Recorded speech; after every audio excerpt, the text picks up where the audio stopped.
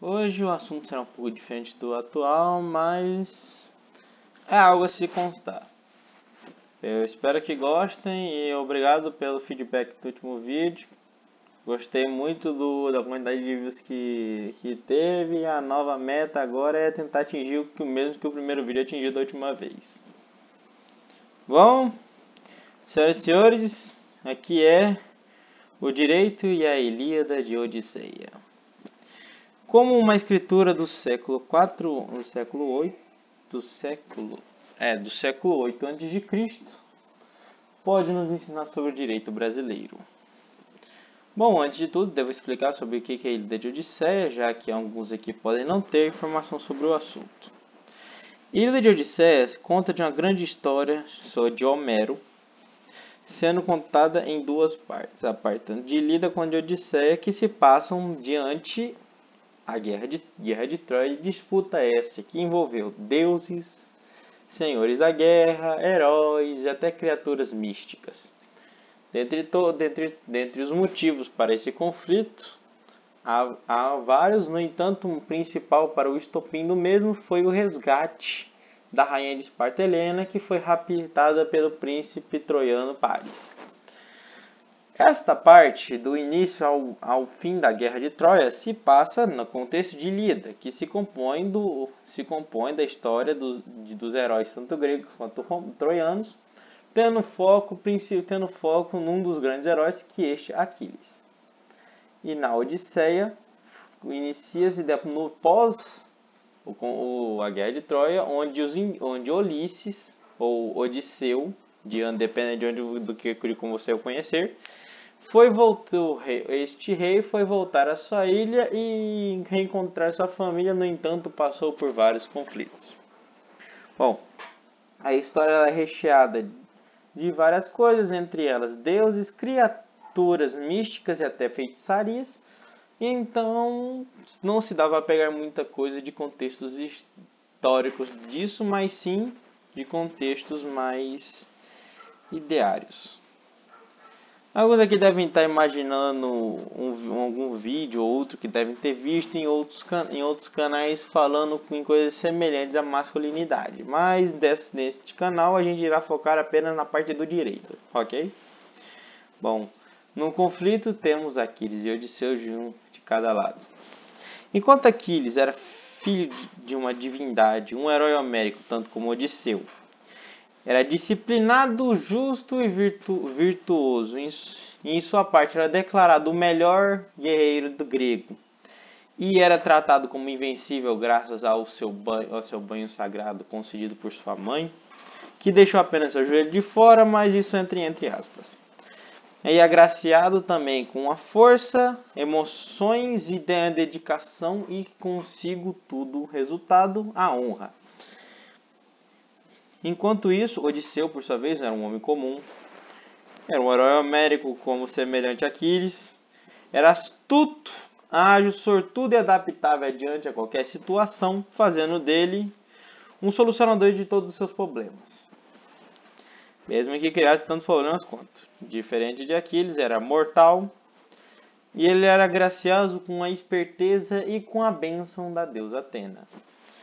Bom, entre as diferenças entre os dois, os exemplos que foram tratados diante da história de Homero era que Aquiles, por sua vez, era um herói perfeito, que deveria ser seguido tanto pelos gregos e posteriormente, na época do Império Romano, pelos próprios.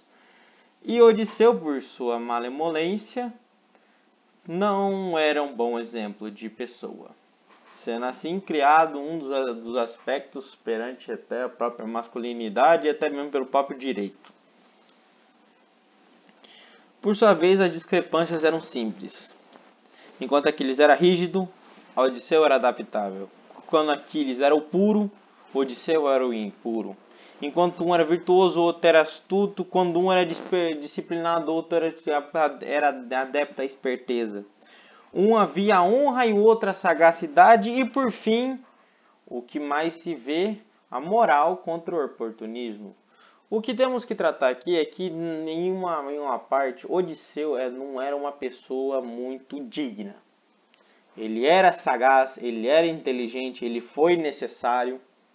No entanto, os meios que ele utilizava, as formas que ele se trajava, a utilização daquilo para conseguir vencer os seus desafios, mesmo que às vezes eram coisas loucas, como o grande exemplo, o próprio ocorrido com ele descobriu que ele iria à guerra de Troia, que o próprio se fingiu de louco para tentar enganar aqueles que queriam a sua presença diante de tal conflito. Por outro fato, Aquiles, como uma santidade, uma coisa divina, ele era um grande herói, tinha-se contigo uma grande honra, uma grande disciplina, era um grande guerreiro, e acatava tanto ordens de seus familiares quanto daqueles que queriam lutar, que lutavam junto a ti. Então, por sua vez, Aquiles, por ser uma pessoa respeitável, uma pessoa formal, uma coisa muito mais poderosa, o ser perfeito, ele era o exemplo para todos. Odisseu, por sua vez, por saber seus limites, por ter a adaptação de cada local, por mesmo que retardar os próprios preceitos morais em prol do próprio benefício, aqui Odisseu foi visto como uma pessoa má, uma pessoa má vista, uma pessoa que jamais deveria ser o exemplo para outro indivíduo. Bom, indo para o próximo negócio. As formas de direito, tanto a forma Ilíada quanto a forma Odisseia, serão um pouco diferentes. Eu tenho aconselhado que ambos indivíduos consigam, ambos pessoas que estão assistindo neste canal, que tenham visto um dos vídeos o exterior, que é o direito e a lógica, pois vocês entenderão bem o que quer dizer. Enquanto Aquiles era a representação da rigidez, a representação da honra, da disciplina e de entre outros fatores que concederiam a uma pessoa um ar de culto, você se encaixa ele na forma de direito mais religiosa. Que isso significa que é uma coisa que é concreta, você consegue entendê-la, você consegue percebê-la, você consegue ver com total sem a necessidade de curva, sem necessidade de interpretação, uma coisa lógica. Então você jamais conseguirá violá-la por sem sabê-la que você está violando. Em outra partida, Odisseu ou Ulisses, por sua vez, não havia este problema. Ele adaptava-se a qualquer momento, ele adaptava-se em qualquer lugar, ele era integrado adiante misturas. Então, uma pessoa que fazia de tudo pelo próprio bem e de tudo para ter a vitória, conseguir aquilo que desejava, mesmo não sendo o melhor naquilo. Isso entra na forma modernista, que é uma coisa que é uma coisa fácil, uma coisa que se adapta, é instável, ela varia-se muito, ela se adapta muito, e elas, por infelicidade, ela pode até mesmo não ter nada a ver com o assunto. Mas ela está lá, para caso aconteça, ele tem um método para conseguir ser eficaz com isso. Mas, agora indo para a parte principal do vídeo, o que é que tem a ver dois personagens do século, de outrora, da Grécia Homérica, com o direito brasileiro?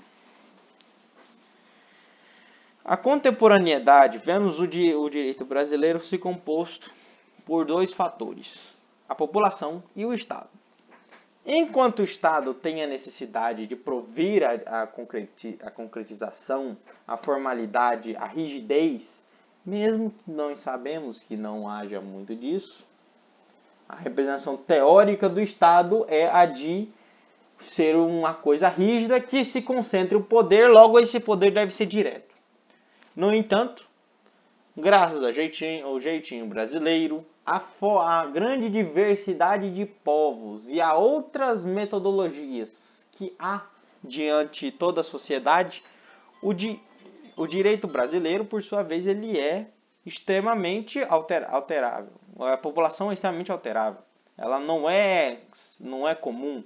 Ela tem partes da sociedade que é rígida e outra parte que é mais adaptadas, sazonalista, ou mesmo até mesmo invariável, variável, invariável, independente das formas que for falado, a diversidade é tão gigantesca que faz com que um seja de forma religiosa enquanto o outro é de forma moderna, acontecendo uma fusão que chamamos de relimodernismo, ou mesmo chamando de religião ateia.